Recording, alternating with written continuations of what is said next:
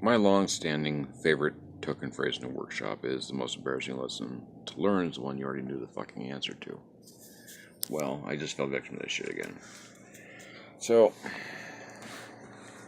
see a nice even stitching line around here? Yeah. Well, okay, it's not entirely even, but you get the idea. That, however, those little fuck-ups are easy. That's blurry shit. Are easy enough to work around as far as the finished product is concerned. This, not so much. So, I was experimenting using a folded welt for the sake of aesthetics as well as durability. And I'll tell you, the result I was getting was looking really good. And that's because I didn't realize that this had happened and what it was going to do to affect the end product. Namely, keep it from happening. So I did the process when it comes to doing this. This is the insole. This is what you either glue and or sew your primary sole to. You start from here, and you work your way down to the outside middle. And you start from here again, and you work your way around. Well, in theory. So I did that first seam. I fucked up here within the first inch and a half. It dipped way too far into the insole. The stitch line on the vamp itself is fine. So I didn't notice what was going on at first. It looked really good. I had the vamp folded in, had the folded welt right there, right on top of this. Everything was lined up, looked really good. Once I started the second seam, got about 4 stitches in, and realized I couldn't fold the vamp around the toe boxes area, essentially. And it's because of this little 1/4 inch fuck up right here. Like I said, I mean, they say to measure twice and cut once. What they don't tell you about is following your own fucking procedures that you've long since learned a decade or two ago, and frankly, fucking forgot. Yeah, I'm chastising myself in the hopes I remember this shit because this is frustrating. It's a waste of material that I really can't afford. No one ever can, really. No crafter who's trying to, earn their own, quite literally, can afford this kind of waste. I'll have to find some other alternate use for this. The reason for the two-tone, by the way, is that's actually the color the moose hide came to me as, this blonde color. If you're doing, mountain man or Native American reenactment, kind of work, no problem. If you're trying to make boots that you're gonna wear every fucking day, yeah, problem, because the shit gets dirty and looks like ass afterwards.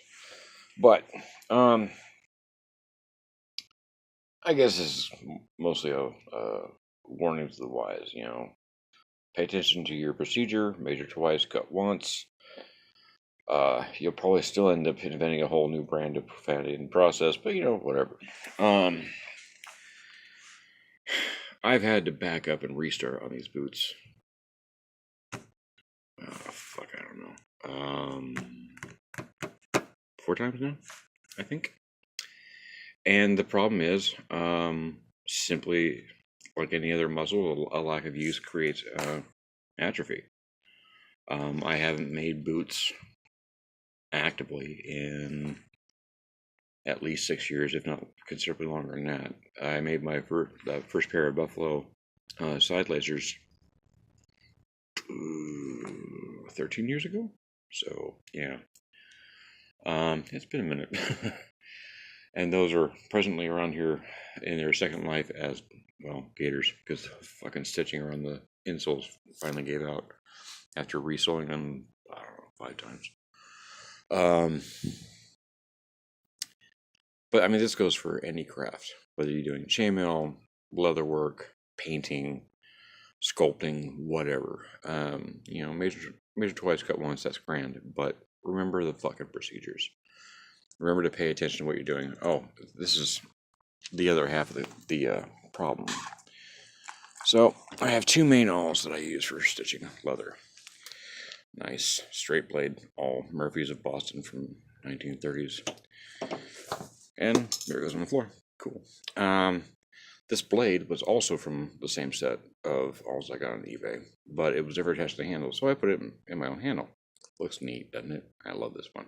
However, both the blade and the handle do kind of a S-curve. If you're paying attention and you hold it the same way every time, nice even stitch. If you're not paying attention and you flip it periodically, procedure, procedure, procedure. Otherwise, you will guaranteed create a whole new brand of profanity. So, yeah, this is me putting it up in the wind that I'm an idiot and I need to fucking pay attention to what the fuck I'm doing. And it's a heads up warning for everyone else so they don't have to do the same thing and post a video on YouTube so they can shame themselves for being, well, a knuckle nut. Okay. Hopefully the next video I shoot will be of, well, success. Till then, bye-bye.